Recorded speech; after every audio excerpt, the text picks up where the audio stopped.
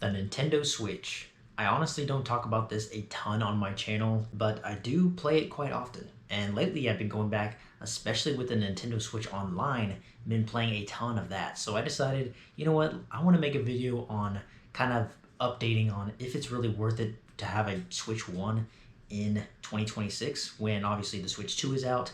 I do not own a Switch 2, so this is not a comparison video or anything like that. Go check out another channel if you want that specifically. I just have a Switch 1, but I've had this for like 5 years now. I want to say 4 years maybe. 4 years, 3.5 years, something like that. So I haven't had I was really late to getting this console. I did not get it, when it first came out. Obviously, I've only had it for three to 4 years, and there's still so many games that I haven't played yet on my Switch 1 that I do want to get to. As you can see over here, hopefully you guys can see that in the frame, but I have a decent little collection here. It's very curated. It's not a huge collection, so there's still a lot of games that I still haven't picked up for the Switch 1 yet that I do want to pick up. There's also some games that I would rather really have a Switch 2 if I'm going to play them because I know that they run so much better on the Switch 2. Now, if there's games that have released cross-platform and they've released on, like, let's say Switch 1 and PS5, before the Switch 2 came out, I probably picked it up on the PS5 if it's a game I want to play, because 9 times out of 10 it plays a lot better on the PlayStation 5. Unless I specifically want something portable, then I will get it on Nintendo, obviously. But as far as first party goes, of course, you're not getting those on PlayStation. Nintendo does not play that game. They're not like PlayStation and Xbox where they kind of hop over sometimes. We're getting Gears of War and Halo on PlayStation 5, which is awesome for me because I have a PS5, but nonetheless, that's a different conversation. But if you have a Switch 1 and you're looking to upgrade to a Switch 2, you're going to have to really look at, if the Switch 2 games that have come out so far is worth it to you. Personally, I would love a Switch 2. I just can't afford it right now, unfortunately, so I do not have one.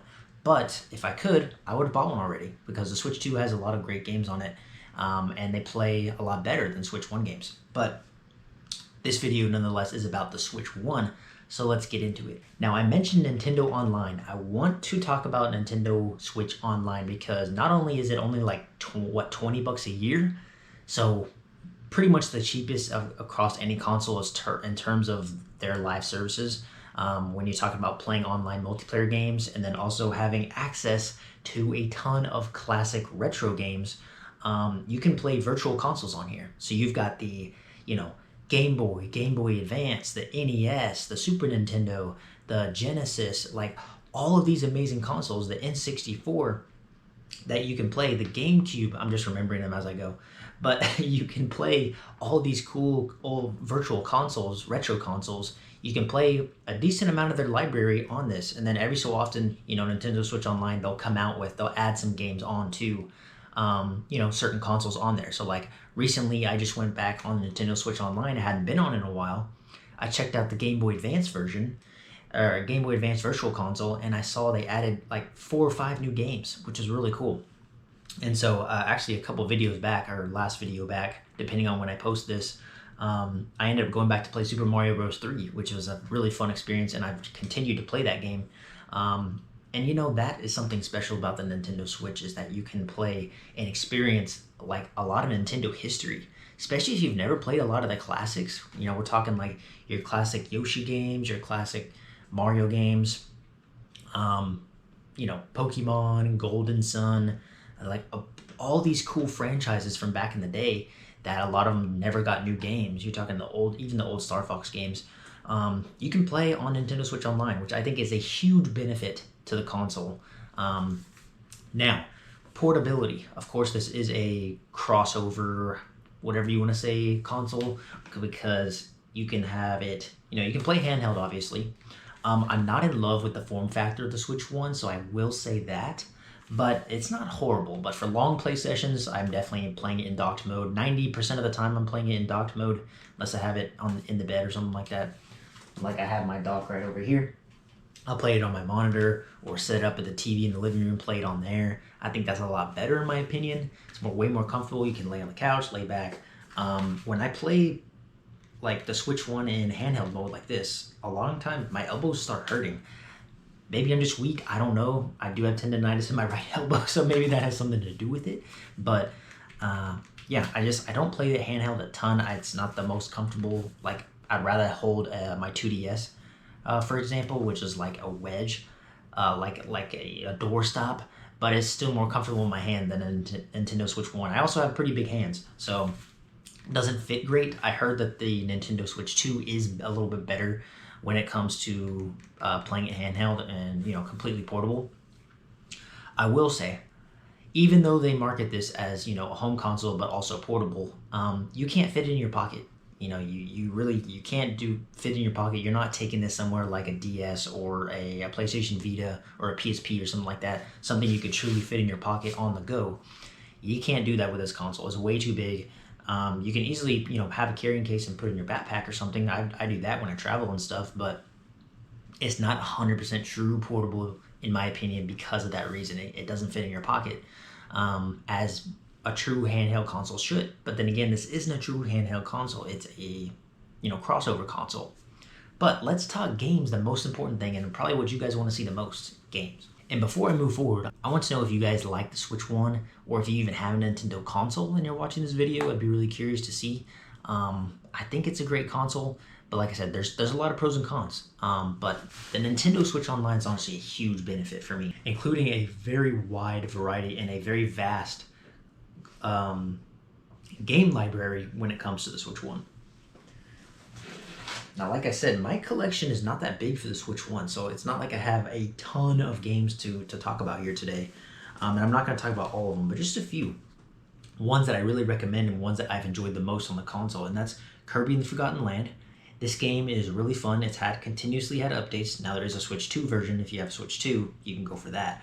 That has a little bit of added on DLC, I believe, as well. So really cool game though. It's like there's puzzle levels and then there's main story levels, side missions, and then there's actually like a final boss in this game, which I thought was really cool. And the boss battle is actually pretty fun and in depth. And you got to be on point. You got to really know what you're doing to beat this game. So this one was really fun. Legends Arceus was fun. I did not fully beat it through yet. I kind of got burnt out on it a little bit, like halfway through-ish probably. But a really enjoyable game nonetheless, and a great Pokemon game, kind of the reboot of the Arceus series, and then obviously there's, or the Legends series, excuse me, and then there's Legends ZA, which is out now. But Super Mario Bros. Wonder, this has to be the top 3 game on the Switch 1 for me. This is actually the game that made me really get back into gaming when it came out. I ended up getting this on launch day, and I really enjoyed this game. I had a ton of fun with it, and I beat it in like 3 days or so. Now there's still a couple of those really tough challenge levels that I haven't played through yet and haven't beaten because I've just been stuck on them. I need to go back to it. Maybe I'll make a completely different video on that. Let me know if you'd want to see me try and play those hard challenging levels in a separate video. Let me know down below, because I'd definitely be down to, but I would probably be raging a lot. But Super Mario Bros. Wonder is great. Another one that I want to talk about that is on a lot of other platforms, but I really enjoyed it, Lego Horizon Adventures. I'm not going to say that this like displays the Nintendo Switch so beautifully or anything like that, but it is a beautiful game and it runs really well on the Switch 1. There's PS5 versions and stuff which want to run great, I'm sure, but I've only played it on Switch 1 and it ran beautifully. I didn't have any issues. Like, load times were good, the story is really cool, it's a different take on a Lego game, which I really enjoyed. So yeah, those are some games to check out, man. And I even have some games that aren't that great on the Switch 1. This, yeah, no, doesn't run great. Yeah. So anyways, like I said, I'm not gonna go in depth on the Switch 1 library. There's still a ton of games that I do want, and definitely send me some recommendations. Let me know in the comments below recommendations for the Switch 1, because I know there's still a bunch that I haven't picked up yet, and I need to. This one's pretty cool as well, this Mega Man collection. But anyways, that is that. Controllers, this is the only actual controller I have for the Switch 1. I do have like a wired Yoshi controller that I got from my brother-in-law, that I have that one as well, but I've never even tried it, never used it. And then I also have a, just the regular like attachments for the Switch 1 Joy-Cons that you can make into a controller. I have that as well. But this is a cheaper controller that I got, but I actually really like it. And this is the primary one I use. But there's a ton of really good really cool controllers. They got cool designs. They have, you know, the Switch Pro controller I heard is really good as well, which I'm probably gonna need to pick up one of these days. But I was cheap, so I ended up picking up this one instead. Still a great controller. So, with that being said, is it worth it to get a Switch 1 in 2026? In my opinion, if there is Nintendo first-party titles that you want to play, then yes, it's 100% worth it. And you could even find used consoles for fairly cheap for the Nintendo Switch 1, I believe. Whether you're talking at maybe a game store or eBay, you can find a Switch 1 pretty cheap. And if you don't even care about the docked mode and you just want to go Switch Lite, you can do that as well. Now, this is a Switch 1 video, not a Lite video, but just want to mention that out there. If you have never had a Switch and you're thinking about it, you're debating, just get Switch 1, Switch 2. To be honest, if you have the money, I would just spring for the Switch 2. It's a great price right now. You can still get it for $450. Prices go up later this year, so I would definitely just go for the Switch 2. Like if I didn't have the Switch 1 and I really wanted a Switch, or it broke or whatever, I'm getting a Switch 2. That'd be my opinion. That'd be what I would do.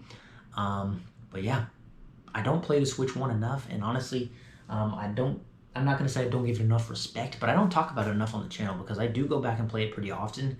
I just really need to find like some more games like Mario Wonder or Kirby and Forgotten Land that like hooks me and gets me into it, because I play through those games and then I just go back to other consoles. So anyways, let me know what you guys thought of this type of video. I'd appreciate any concerns, comments, video suggestions, game suggestions down below in the comments. Like the video if you did enjoy it, and check out the rest of the channel and consider subscribing if this is content that you like enjoying to watch. So appreciate it, and I'll see you on the next video. Peace.